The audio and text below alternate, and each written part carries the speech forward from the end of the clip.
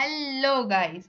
मैं हूं अंजलि, आपके अपने चैनल कॉमर्स विद अंजलि में हाजिर हूँ फिर एक नई वीडियो के साथ। तो चलिए शुरू करते हैं हमारा वीडियो।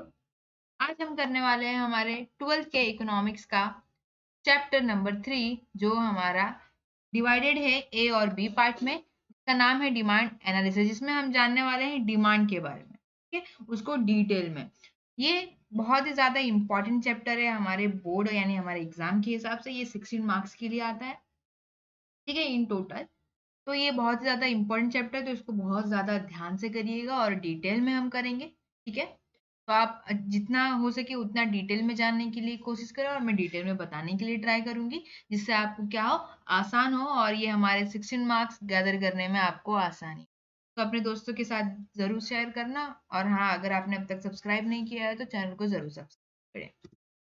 सबसे पहले हम देखने वाले हैं हमारा इंट्रोडक्शन। हमने ऑलरेडी हमारे सेकंड चैप्टर यानी कि हमारे यूटिलिटी चैप्टर में हमने देख लिया था क्या। Utility is the basis of demand. क्या है, अगर मतलब किसी प्रोडक्ट का मतलब डिमांड कर रहे हैं तो उसकी यूटिलिटी क्या है, साथ में होगी। मतलब अगर मुझे कार चाहिए, ठीक है, यानी मैं क्या कर रही हूँ, कार की डिमांड कर रही हूँ, तो ही मेरे क्या होगी, यूटिलिटी कार की मुझे सेटिस्फाई, मतलब कार मुझे क्या कर पाएगी, तभी सेटिस्फाई कर पाएगी जब मैं उसकी क्या करूंगी, डिमांड करूँ, ठीक है।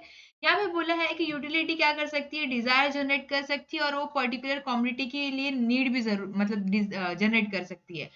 लेकिन वो क्या कर सकती है, डिमांड अकेले क्या कैन नॉट जनरेट डिमांड। समझ में आ रहा है मतलब क्या। सपोज अभी मेरे को डिमांड है ही नहीं, कार मुझे चाहिए ही नहीं, तो उस प्रोडक्ट यानी उस पर्टिकुलर कार की मेरे अंदर क्या जरूरत है। समझ में आ रहा है मतलब मेरे लिए, तो फिर उसका ना कोई यूटिलिटी है ना फिर उसकी कोई डिमांड। समझ में आ रहा है। हमने ऑलरेडी किया है, तो हमने इस चैप्टर में क्या करने वाले हैं, analyse the concept of demand. Demand analysis is concern with consumer behaviour. जो डिमांड एनालिसिस है हमारा, वो क्या है, कंज्यूमर बिहेवियर को हम स्टडी करने वाले। कंज्यूमर बिहेवियर मतलब क्यों बोला, डिमांड, ठीक है। अगर मैं किसी पर्टिकुलर कमोडिटी की या फिर किसी पर्टिकुलर चीज की डिमांड कर रही हूँ, सपोज मैंने यहाँ पे कार का एग्जांपल लिया था, ठीक है, तो वो कितनी ज्यादा इंपॉर्टेंट है मेरे लिए, वो क्या है, कंज्यूमर बिहेवियर है। सपोज मैं कार अभी खरीद लूँ, अभी मतलब मुझे 5 लाख की कार पड़ रही है, मैं अभी खरीद लूँ, या फिर मतलब कोई फेस्टिवल आ जाएगा जब मुझे 4 लाख की कार पड़ रही है, मैं तब खरीदूं। समझ में आ रहा है। तो ये क्या है, कंज्यूमर बिहेवियर, यानी जो खरीदने वाला है उसका बिहेवियर है कि वो कब खरीदेगा। मतलब क्या इसके अंदर आ रहा है, टाइम और प्राइस, दोनों चीज आ रही है। समझ में आ रहा है। तो ये कंज्यूमर बिहेवियर है कि टाइम और प्राइस के हिसाब से कैसा वो अपना बिहेवियर चेंज करता है अपनी डिमांड के। मतलब अगर अभी मुझे 4 लाख का मिलेगा तो मेरा डिमांड क्या हो जा रहा है, पोस्टपोन हो जा रहा है कार के लिए, मैं इन फ्यूचर खरीदूंगी। अगर मतलब मुझे अब भी खरीदना है 5 लाख का, तो मैं अब भी खरीद रही हूँ, मतलब मैं अब भी डिमांड कर रही हूँ। समझ में आ रहा है। आगे बढ़ते हैं हमारे मीनिंग पे। Meaning of demand, in short, demand means a desire. Simply हम लोग क्या कह सकते हैं, डिमांड मतलब क्या होता है, desire. Desire means an urge to have something. मतलब क्या, एकदम ऐसे अंदर से आत्मा, आप बोलते हैं ना, आत्मा बोलती है भाई खरीदना है, चाहिए चाहिए अपने को, ऐसा।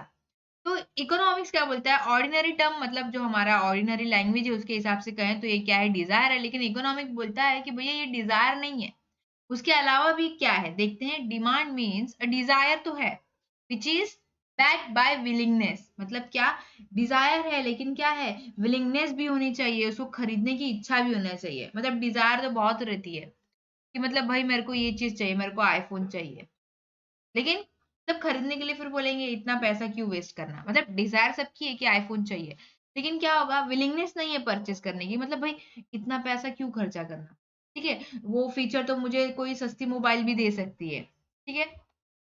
फिर क्या होना चाहिए, एबिलिटी टू पे होना चाहिए, ठीक है। अब आईफोन खरीदना भी है, डिजायर भी है, और मतलब परचेस करने का मन भी है, तो पैसे तो भाई जरूरी है ना, मनी। मनी होगी तब तो ये तीनों चीजें क्या होनी चाहिए, साथ में होनी चाहिए, यानी कि desire plus willingness to buy और एबिलिटी टू पे। समझ में आ रहा है। यही हम क्या करने वाले हैं, इसको डिटेल में पढ़ने वाले हैं, ठीक है। फॉर एग्जाम्पल, यहाँ पे एग्जाम्पल दिया है, person has a desire to purchase a television set but does not have the adequate purchasing power. उसके पास परचेसिंग पावर ही नहीं है, मतलब उसके पास पैसे ही नहीं है। डिजायर तो है, परचेस करने का मन भी तो है, लेकिन क्या है भाई, हमारा आईफोन वाला केस, किडनी बेच के लेना पड़ेगा, ठीक है। तो power, then it will be simply a desire and not a demand. ये क्या है, डिजायर है लेकिन डिमांड नहीं है, तो ये तीनों चीजें होनी चाहिए, यानी कि desire plus willingness to purchase और एबिलिटी टू पे। आगे बढ़ते हैं हमारा डेफिनेशन ऑफ डिमांड पे। According to Benham, Benham ji बोलते हैं कि भाई the demand for anything at a given price is the amount of it which will be bought per unit of time at that price. मतलब क्या demand, क्या किसी भी चीज की डिमांड क्या है, मतलब वो पर्टिकुलर प्राइस पे आप क्या कर रहे हो, उस पर्टिकुलर प्राइस पे और उस पर्टिकुलर टाइम पे आप क्या कर रहे हो, उस चीज की डिमांड कर रहे हो। समझ में आ रहा है? अभी जैसे हम लोगों ने क्या बोला, टेलीविजन की, बराबर ना, मतलब मैंने बोला कि मतलब इसको अभी खरीद लेंगे या फिर कोई फ्यूचर में जाके खरीदेंगे। तो दो चीजें हैं, पहला मैटर करता है प्राइस, दूसरा मैटर करता है टाइम। समझ में आ रहा है? तो ये दोनों के हिसाब से हम लोग क्या करते हैं, उस चीज को बॉट करते हैं, तो ये हमारा क्या है, डिमांड है, मतलब पूरी तरीके से खरीद रहे हैं। तो thus following are the feature of demand, demand के फीचर्स हैं। ये क्या है, रिलेटिव कंसेप्ट है। रिलेटिव मतलब रिलेट करता है किससे, प्राइस पे डिपेंड करता है, और क्या, टाइम पे डिपेंड करता है। अब देखो प्राइस मतलब, प्राइस से कैसे रिलेट होगा, अगर फ्यूचर में मुझे आईफोन खरीदना है और आईफोन का प्राइस क्या हो जाता है, पहले 1 लाख था और 50,000 पे आ जाता है, तो मैं आईफोन अभी के अभी खरीद सकती हूँ, बराबर।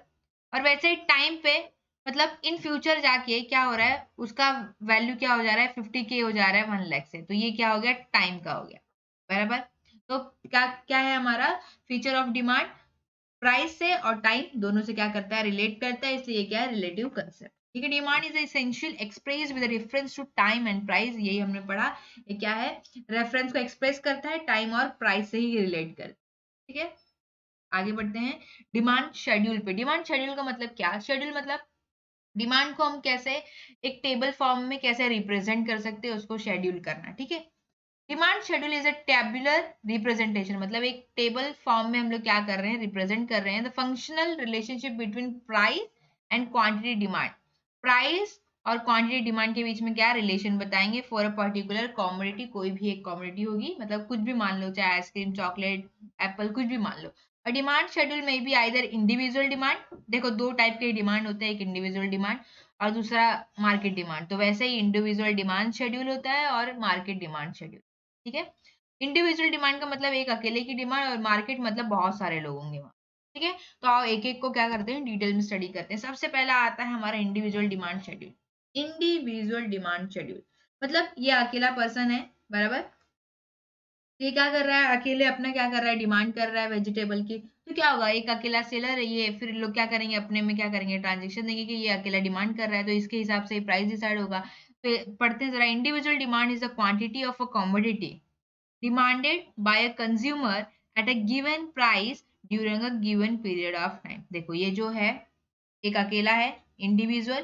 ठीक है, वो क्या बोल रहा है, भाई मेरे को एक काम करो, एक फ्लावर दे दो, यानी एक फूल गोभी दे दो, या फिर एक गाजर दे दो, 1 किलो गाजर दे दो। इसकी जो अकेले की एक डिमांड है, ठीक है, सपोज ₹10 का, और उसी टाइम पे, तो ये क्या है, मेरा इंडिविजुअल डिमांड हो गया, किसी अकेले का demand at a particular place, sorry at particular price और गिवन पीरियड ऑफ टाइम। ठीक है, individual demand schedule is a tabular representation showing different quantities of commodities that an individual consumer is prepared to buy at a various price over given period of time. अब जो ये बंदा है, अब इसको 1 kilo गाजर, कैरेट, यानी कि क्या, ₹10 का मिल रहा था, बराबर। अब ये सस्ता होके ₹8 में हो गया, तो ये क्या करेगा, 2 किलो का डिमांड करेगा। और सस्ता हो गया 6 का, तो ये 3 किलो का डिमांड करेगा। समझ में आ रहा है ना, मतलब सस्ता हो गया तो ये सोचेगा भाई खरीद के रख लो, क्या पता फ्यूचर में महंगा हो गया तो। आप भी ऐसे ही सोचते हो ना। और अगर यही ₹10 का ₹12 हो जाएगा, तो ये बोलेगा भाई एक काम करो, मेरे को हाफ केजी ही दे दो, इतने में मेरा हो जाएगा। समझ में आ रहा है? तो ये क्या है, कंज्यूमर का क्या है, बिहेवियर है। ये बंदे का क्या है, बिहेवियर है, वो कैसे सोचता है, अपनी चालाकी कैसे दिखाता है, हम लोग उसी को क्या करेंगे, डिटेल में स्टडी करने वाले हैं इस चैप्टर में। तो आगे बढ़ते हैं हमारा, this can be explain with the help of the following individual demand schedule. जो मैंने अभी बताया, कंज्यूमर का बिहेवियर, वो कैसे प्राइस के साथ साथ में अपना बिहेवियर चेंज करता है, उसको हम लोग डिटेल में स्टडी करने वाले। ठीक है, price of a commodity x, यानी हम यहाँ पे कैरेट मान लें क्या, ठीक है। Quantity demanded of a commodity x in KGs, ठीक है। जब ₹10 का था, तो कितना केजी मांगा, 1 केजी, भाई मेरे को दे दो। ₹8 हुआ, सॉरी, तो उसने 2 केजी कैरेट की डिमांड की। 6 हुआ तो उसने 3 किया। 4 हुआ तो उसने 4 केजी मांगा। और जब प्राइस ₹2 आ गया, तो फिर उसने बोला कि भाई लॉटरी लग गई, 5 किलो भर दो मेरे को। समझ में आ रहा है? तो क्या है, ये क्या हो रहा है, जैसे जैसे मेरा क्या हो रहा है, प्राइस कम होता जा रहा है, वैसे वैसे मेरा क्वांटिटी डिमांड क्या हो रहा है, बढ़ता जा रहा है। समझ में आ रहा है? 1 से 2, 2 से 3, 4, फिर 5। समझ में आ रहा है? तो यहाँ पे क्या है, इनडायरेक्ट रिलेशन है, अपोजिट रिलेशन है। दोनों के बीच में क्या कह सकते हैं हम लोग, इनवर्स यानी अपोजिट रिलेशन है। आज तक हम लोग यही सीखा है। मतलब क्या, अगर प्राइस कम होता जाएगा तो मैं क्या करूंगी, डिमांड ज्यादा करूंगी। समझ में आ रहा है? तो आगे बढ़ते हैं हम लोग, इसको डिटेल में जान लेते हैं। हमारा table shows different quantity, already मैंने बताया है। It can be observe that less quantity of a commodity is demanded at a rising price. मतलब क्या हो रहा है, अगर प्राइस ज्यादा रह रहा है तो कम डिमांड कर रहे हैं। समझ में आ रहा है? और क्या हो रहा है, more quantity of commodity is demanded at a falling price. अगर यही क्या होता, मेरा और प्राइस बढ़ जाता, 12 हो जाता, तो मैं क्या करती, कम लेती। फिर मैं बोलती भाई मेरे को हाफ केजी कैरेट दे दो, बस मेरा इतने में हो जाएगा। समझ में आ रहा है? तो क्या हो रहा है, more quantity of a commodity is demanded at a falling price. That indicates an inverse relationship between price and quantity demanded. यही मैंने आपको बताया। आगे बढ़ते हैं, हमारा इंडिविजुअल डिमांड कर्व देख लेते हैं। कर्व मतलब क्या होता है, उसको ग्राफ में हम लोग दिखाएंगे डिटेल में। तो सबसे पहले यहाँ हमारा ग्राफ आ गया, ये हमारा वाई एक्सिस, ये हमारा एक्स एक्सिस। एक्स एक्सिस पे हम लिखेंगे हमारा क्वांटिटी डिमांड इन केजेस, और यहाँ हम लिखने वाले हैं हमारे प्राइस। ठीक है, ये डी मतलब होता है डिमांड कर्व, ये हम लोग बाद में बनाएंगे। तो देखो 10, जब प्राइस क्या थी, 10 थी, तो मैं कितना डिमांड कर रही थी, 1, बराबर। जब प्राइस मेरी 8 हो गई तो मैं कितना डिमांड कर रही हूँ, 2। समझ में आ रहा है? तो ये मेरा यहाँ हो गया। जब प्राइस 6 है तो मैं कितना डिमांड कर रही हूँ, 3 केजी। जब प्राइस 4 हो गया तो मैं कितना डिमांड कर रही हूँ, 4 केजी। जब प्राइस 2 हो गया तो मैं कितना डिमांड कर रही हूँ, 5 केजी। बराबर, इतना ही अपने को डिमांड टेबल में दिया हुआ है। ठीक है, फिर हम लोग क्या करेंगे, ये सबको क्या करेंगे, मिला देंगे। करेक्ट, ये क्या हो रहा है, लेफ्ट टू राइट, यानी आपके लेफ्ट हैंड, यानी ये लेफ्ट साइड से राइट साइड की ओर क्या हो रहा है, नीचे आ रहा है, यानी क्या हो रहा है, डाउनवर्ड स्लोप हो रहा है। ठीक है, डाउन डाउन हो रहा है ना, लेफ्ट से राइट की तरफ क्या हो रहा है, डाउनवर्ड हो रहा है। तो इसको क्या बोलते हैं, left to right downward slope. ठीक है, individual demand curve is a graphic representation of the individual demand schedule. ठीक है, figure represent an individual demand curve which is based on table. हमने curve बनाया है क्या, टेबल के, जो हम लोगों ने अभी टेबल देखा था उसके हिसाब से। ठीक है, हमारा, मैंने ऑलरेडी ये सब बता दिया। डीडी क्या है, स्लोप कर रहा है downward from left to right. ठीक है, और between price and quantity demanded, ये क्या करता है, इनवर्स रिलेशनशिप बताता है क्वांटिटी प्राइस के बीच में। ठीक है, आगे बढ़ते हैं, हमारा मार्केट डिमांड के पीछे। Market demand schedule, market demand schedule का मतलब कोई पर्टिकुलर कम्युनिटी है, यानी यहाँ पे जैसे हाउस है और बहुत सारे लोग क्या कर रहे हैं, उसका डिमांड कर रहे हैं। मतलब यहाँ पे 1 पर्सन, 2 पर्सन, 3, 4, 5, 6, तो ये सब क्या है, मतलब सब लोग हैं, बहुत सारे लोग हैं। बराबर है, तो जिसका घर रहेगा वो तो भाव खाएगा कि भाई बहुत सारे लोग आ रहे हैं खरीदने को, तो मैं अपना क्या करूंगा, जो मेरे को सबसे ज्यादा प्राइस देगा उसको ही मैं घर बेचूंगा। तो क्या होगा, जितने ज्यादा मार्केट डिमांड के हिसाब से, मतलब मार्केट में जितने भी लोग हैं उन लोग की डिमांड के हिसाब से क्या होगा, प्राइस डिसाइड होगा। समझ में आ रहा है, उस पर्टिकुलर प्रोडक्ट का क्या होगा, प्राइस डिसाइड होगा। देख लेते हैं, मतलब इंडिविजुअल डिमांड हमने देख लिया, किसी अकेले की डिमांड। मार्केट डिमांड मतलब क्या होगा, मार्केट में जितने भी लोग हैं, जितने भी कंज्यूमर है, वो सबकी डिमांड मिला के। ठीक है, market demand is total demand for a commodity from all the consumer. क्या देखो, all the consumers at a given price during a given period of time. Simple, वहां पे इंडिविजुअल था, यहाँ पे क्या था, ऑल द कंज्यूमर। ठीक है, market demand schedule is a tabular representation showing different quantity of a commodity which all consumers are prepared to buy at a various price. क्या है, मतलब क्या, जितने भी वहां पे मार्केट में कंज्यूमर्स हैं उन लोग कितना, मतलब डिमांड कर रहे हैं, मतलब ये एक डिमांड कर रहा है, 2 डिमांड कर रहा है, तो इन लोग की सबकी डिमांड मिला के क्या होगा, वो मेरा मार्केट डिमांड होगा। समझ में आ रहा है? It is obtain bye horizontal summation of the demand of all consumer eight a various prices. समझ में आ रहा है, मतलब क्या, कितने लोग, सबकी डिमांड मिला के, मतलब अगर मार्केट में बहुत सारे लोग हैं, उन लोग की मतलब पर्सन ए, पर्सन बी, पर्सन सी, ऑलरेडी हम करेंगे, इसने 10 डिमांड किया है, इसने 20 डिमांड किया है, इसमें 30 डिमांड किया, टोटल क्या हो गया मेरा 60। तो मेरा टोटल डिमांड कितना है, 60, तो मैं 60 के हिसाब से देखूंगी। ठीक है, it is obtain bye horizontal summation of the demand of all consumer eight a various price. Horizontal मतलब क्या, ऐसे समेशन करना, आइए हम देख लेंगे। It also indicates an inverse relationship, ये भी क्या इनवर्स रिलेशनशिप ही बताता है प्राइस और क्वांटिटी के बीच में।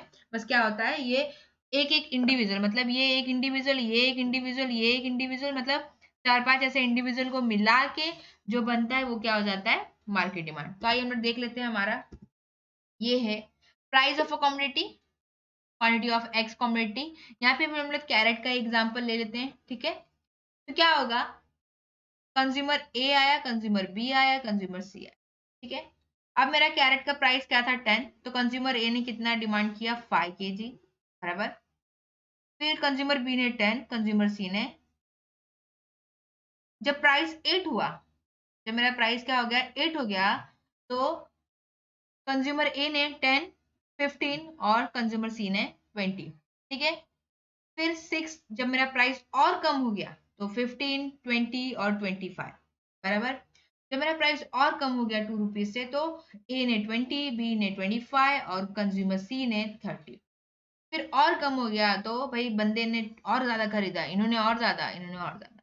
अब हम क्या करेंगे, ये मार्केट डिमांड है, मतलब मार्केट में 3 पर्सन है, 3 कंज्यूमर है, तो मैं क्या करूंगी, इन सबकी डिमांड को क्या करूंगी, सबमिट कर दूंगी। हॉरिजेंटल समेशन हमने पढ़ा, तो हॉरिजेंटली हम लोग क्या करेंगे, इसको ऐड कर देंगे, बराबर।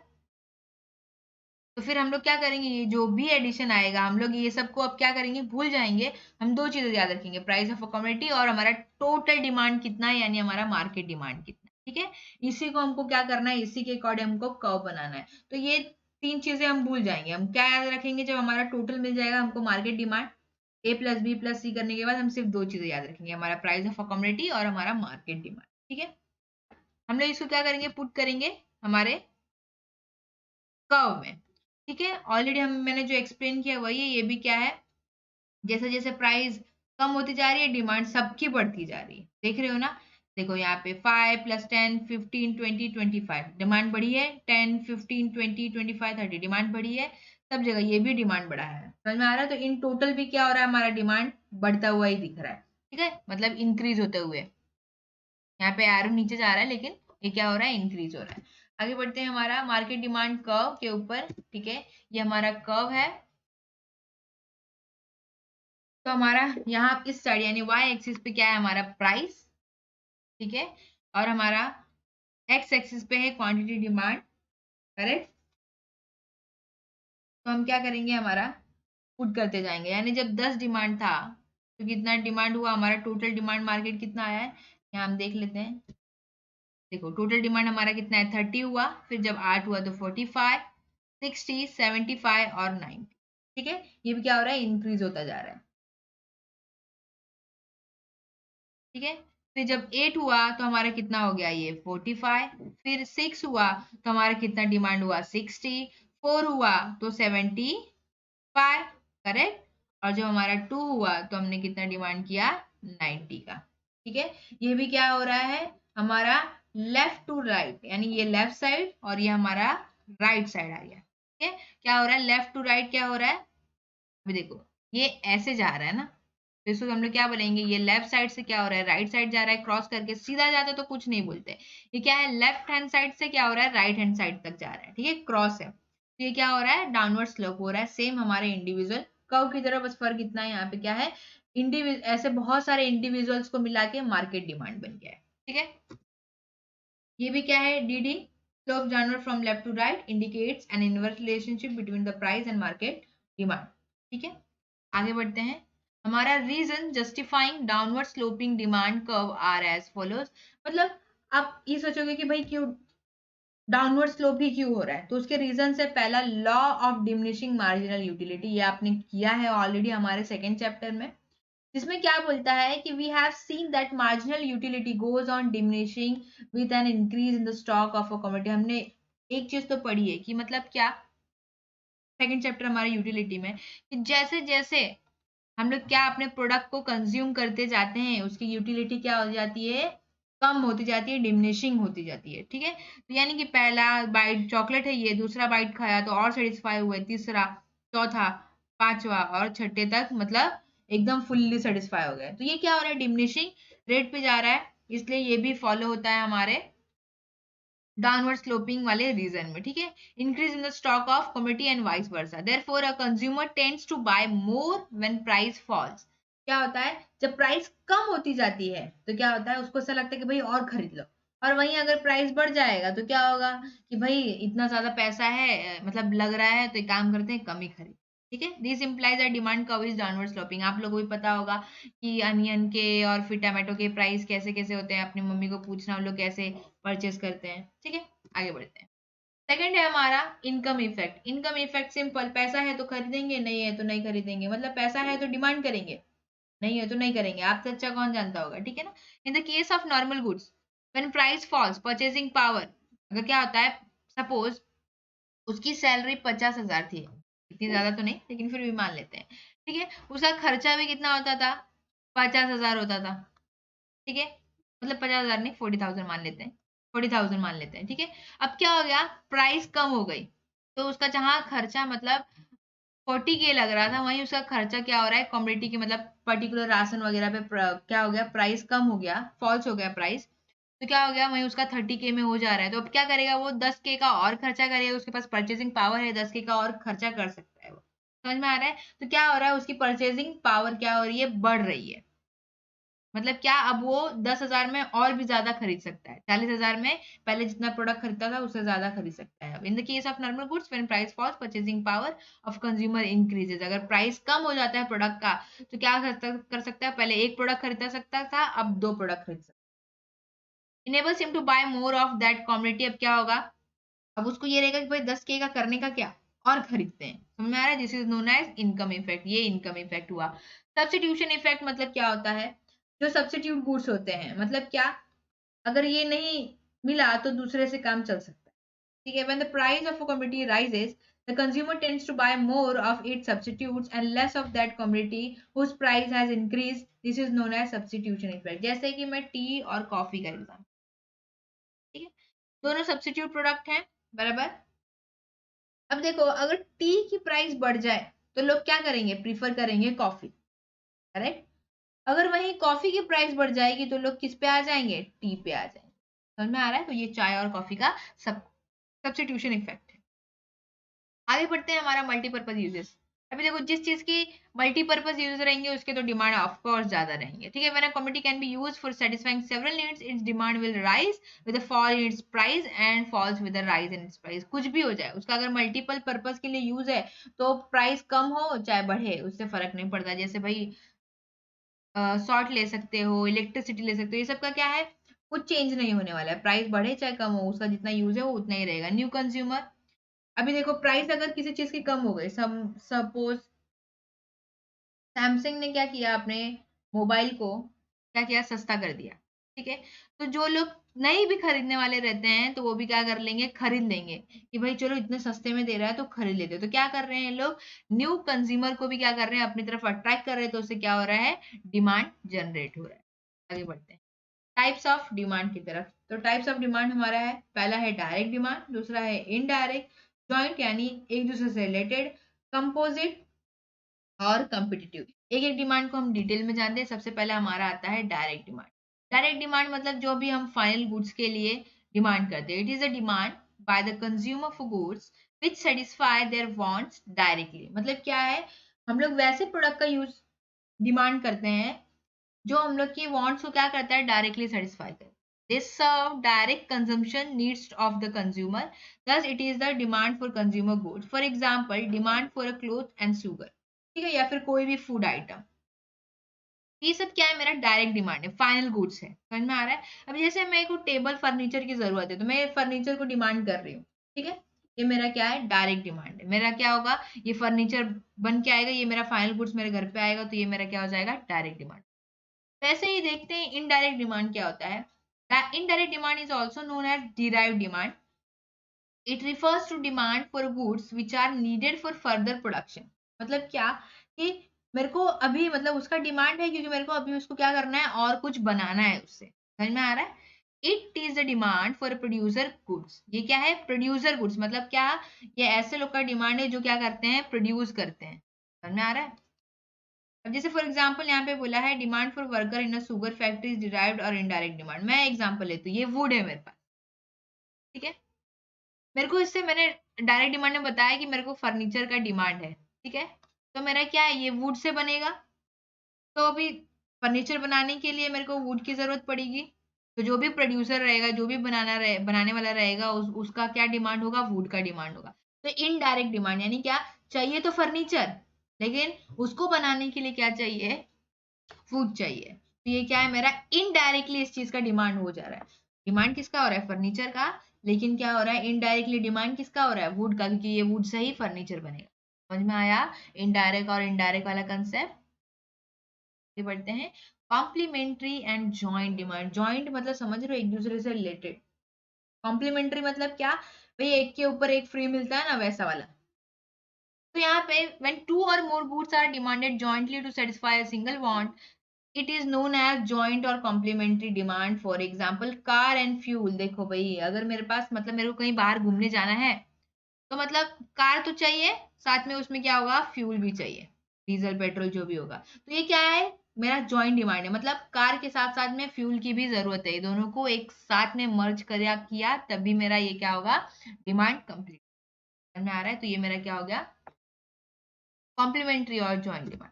नेक्स्ट है हमारा कंपोजिट डिमांड। कंपोजिट डिमांड मतलब क्या होता है, जो एक ही होता है, लेकिन क्या होता है, मल्टीपर्पज के लिए यूज होता है। किसके लिए यूज होता है, मल्टीपर्पज के लिए।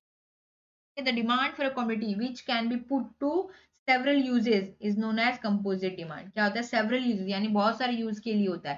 फॉर एग्जाम्पल यहाँ पे बोला electricity, demand for several uses such as light, fan, washing machine. समझ में आ रहा है। तो ये सब चीज के लिए क्या हो रहा है, इलेक्ट्रिसिटी यूज हो रहा है, करेक्ट। तो ये मेरा क्या है, कंपोजिट डिमांड है। जैसे वाटर भी है, वो भी मल्टीपर्पज के लिए यूज होता है, तो वो भी मेरा क्या है, कंपोजिट डिमांड के अंदर। आगे बढ़ते हैं, हमारा कॉम्पिटिटिव डिमांड। कॉम्पिटिटिव मतलब कंपटीशन वाला। ये क्या है, in short substitute for each other. ऐसे एक गुड्स की डिमांड जो मतलब कंपटीशन तो है ना भाई, कॉफी और चाय के बीच में देखोगे, जो चाय पीने वाले रहेंगे, टी लवर और कॉफी लवर, दोनों के बीच में थोड़ा चलता रहता है, वर्सेस वर्सेस, पता है ना। It is demand for those goods which are substitutes for each other. ये ऐसे डिमांड होते हैं, जो क्या होते हैं, ऐसे प्रोडक्ट होते हैं जो एक दूसरे के लिए क्या होते हैं, सब्स्टिट्यूट्स होते हैं। फॉर एग्जाम्पल टी और कॉफी, शुगर और जैगरी। देखो मतलब शुगर का भी यूज कर सकते हैं और जैगरी का भी यूज कर सकते हैं भाई, कॉफी भी पी सकते हैं और टी भी पी सकते हैं। तो दोनों क्या है, आपस में कॉम्पिटिटिव है, मतलब क्या है, वर्सेस वाला सीन तो है भाई, कंपटीशन तो है दोनों के बीच में। समझ में आ रहा है। तो ये मेरा क्या है, कॉम्पिटिटिव डिमांड, मतलब जो सब्स्टिट्यूट्स होते हैं ईच अदर के लिए, मतलब ये नहीं यूज किया तो दूसरा वाला तो यूज कर ही लेंगे। ठीक है। तो मतलब मीठे के लिए शुगर भी इस्तेमाल कर सकते हैं और जैगरी भी यूज कर सकते हैं। ये मेरा कॉम्पिटिटिव डिमांड हो गया। तो आज के लिए बस इतना ही। तब तक के लिए do like, share and comment. If you enjoy the content of this video, click the subscribe button so you can receive more content like this.